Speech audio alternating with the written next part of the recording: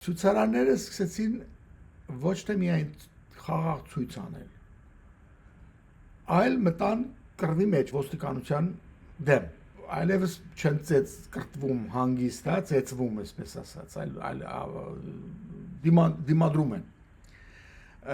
եւ կոչեր են անում, այս կոչերն են շատ կարեւոր են, որ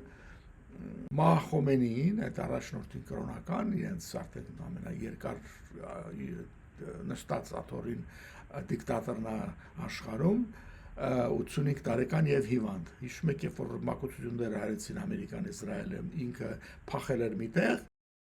եւ սա շատ բան ասեց բոլորին, որ ինքը վախենում է իր կյանքի համար եւ այդպես անխախանդ ինչ որ հերոս չի, որ կյանքի վերջում կգնա Հիտլերի նման միջև վերջ կկրվի, սա ինչ որ բան հուշեց մարդկանց եւ պարզվեց, որ ինքը պլան ունի փախնելու, եթե հանգարց չկարողանա կոնտրոլ անի, ուրեմն այդ ապստամություն կոչենք, արդեն ցուցարարներ չեն սրանք, այլ ապստամություն է դարձել, ինքը եւ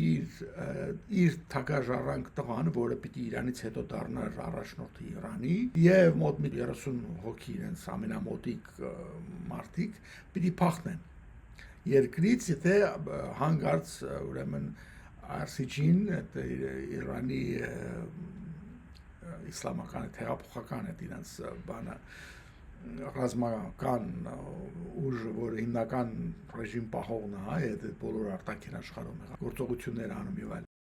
Եվ բանակը հանգարց իր դեմ դուրս գան, այսինքն իմանա, որ կորցնում է կոնտրոլը, իրենք փախնելու պլան ունեն։ Այդ հանգամանքը, որ ինքը փախնելու պլան ունի, արդեն մեծ չափով բան անում, ոգևորում է իր դեմ դուրս եկածներին, ել չեմ ասում, որ Տրամփի խոսքերը եւ այլ, որպեսզի պարապ չհնչի այս բոլորը։ Արդեն այն ժամանակվանից ամերիկյան ռազմածովային ուժեր կային Պարսից ծովում, ել չասենք այդ ռմբակոծության հետ կապված եւ այլն, այս նոր բան չեմ ասելու։ Բայց հիմա հանգարց պարզվեց, որ նոր ուժեր են բերում